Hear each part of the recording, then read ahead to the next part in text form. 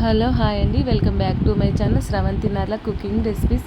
ఈరోజు రెసిపీ వచ్చేసి మన తెలంగాణ స్పెషల్ సర్వపిండి అని చెప్పొచ్చు. దీనైతే ఇష్టం లేని వాళ్ళైతే ఉండరు, అంత టేస్టీగా ఉంటుంది. చేసిన రోజు కంటే నెక్స్ట్ డే ఇంకా చాలా బాగుంటుంది. వీడియోని ఫస్ట్ నుంచి లాస్ట్ వరకు స్కిప్ చేయకుండా చూడండి. నా ఛానల్ ఎవరైనా సబ్స్క్రైబ్ చేసుకోకపోతే వెంటనే సబ్స్క్రైబ్ చేసుకోండి. మీరు అలా చేసుకోవడం వల్ల నా నోటిఫికేషన్స్ అయితే మీకు అయితే వచ్చేస్తాయి.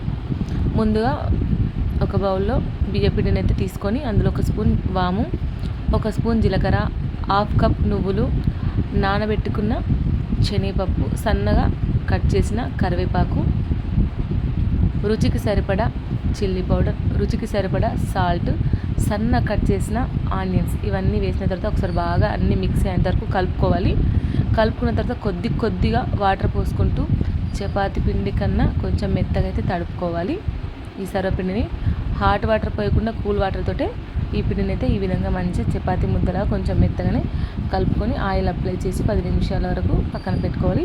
ఇవి సర్వపిండి గిన్నెలు అంటారు, ఇవి స్పెషల్గా దొరుకుతాయి. ఇవి లేని వాళ్ళు నాన్ స్టిక్ కడాయిలో కూడా ఒత్తేసుకోవచ్చు. ఇందులో కొద్దిగా ఆయిల్ వేసేసి మనం ఏ సైజు అయితే ఉల్లె తీసుకుంటున్నామో ఆ సైజు ఉల్లిని మనం చపాతీ స్ప్రెడ్ చేసినట్టు ప్రెస్ చేసి హోల్స్ అయితే వేసేసి ఆ హోల్స్లలో కూడా ఆయిల్ అయితే వేసేసి కొన్ని వాటర్ పోసి పక్కన పెట్టుకోవాలి. ఇక్కడ నేనైతే ఒకదాని తర్వాత ఒకటి చూపిస్తున్నా. ఇప్పుడు స్టవ్ ఆన్ చేసి ఒకసారి పెట్టేశాను. రెండు వైపులా ఫ్రంట్ వైపు బ్యాక్ వైపు మంచిగా బ్రౌన్ కలర్ వచ్చేంత వరకు కాల్చుకోవాలి. అంతేనండి, ఎంతో టేస్టీగా సర్వపిండి అయితే రెడీ. ఇలా బ్యాక్ వైపు కూడా కాల్చుకోవాలి. ఇది స్పెషల్ డిషెస్ అని చెప్పచ్చు, తెలంగాణ ఫేమస్. చాలామంది దీన్ని ఇష్టపడతారు. దీన్ని పెరుగుతోటైనా తినొచ్చు, లేదంటే టమాటా చట్నీతో అయినా తినొచ్చు. ఇలా వేడిగా అయిన తర్వాత పేపర్లో వేసేసుకోవాలి. కొంచెం ఆయిల్ మాత్రం పీల్చేస్తుంది. ఈ సర్వపిండికి ఆయిల్ ఫుడ్ అనే చెప్పచ్చు, దీనికి ఆయిల్ అయితే ఎక్కువగా పడుతుంది.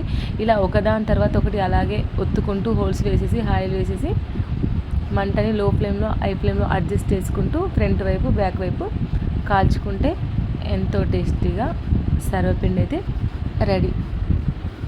మీరు ఒకసారి, చాలామందికి తెలంగాణలోకైతే తెలిసే ఉంటుంది, చాలామందికి సర్వపిండి, ఇంకా చాలామందికి అయితే తెలియని వాళ్ళు ఉంటారు కదా. మీరు ఒకసారి తప్పక ట్రై చేయండి, రెసిపీ చాలా బాగుంటుంది.